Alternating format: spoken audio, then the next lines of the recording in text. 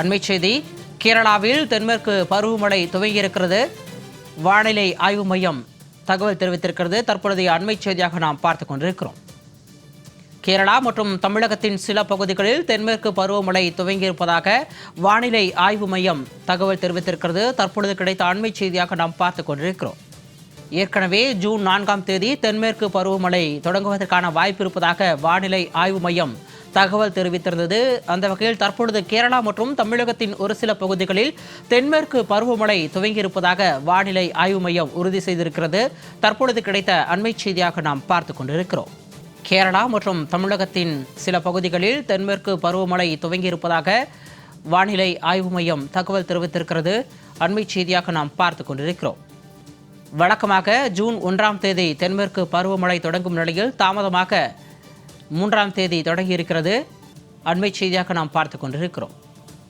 கூடுதல் விவரங்களோடு எமது செய்தியாளர் லாவண்யா இணைப்பில் இருக்கிறார். வணக்கம் லாவண்யா.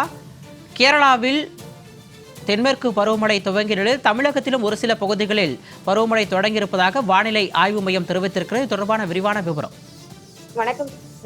கேரளா மற்றும் தமிழகத்தினுடைய சில பகுதிகளில் தென்மேற்கு பருவமழை தொடங்கியுள்ளது என இந்திய வானிலை ஆய்வு மையம் அதிகாரப்பூர்வமாக தெரிவித்திருக்கிறது. வழக்கமாக ஜூன் 1ஆம் தேதி தென்மேற்கு பருவமழை துவங்கும் நிலையில் நடப்பாண்டில் இயல்பை விட 3 நாட்கள் தாமதமாக துவங்கியிருக்கிறது. அந்தமான் கடல், அரபிக்கடல், வங்கக்கடல் பகுதிகளில் இயல்பை விட 6 நாட்கள் முன்கூட்டியே மே 16ஆம் தேதி தென்மேற்கு பருவமழை துவங்கி இருக்கிறது.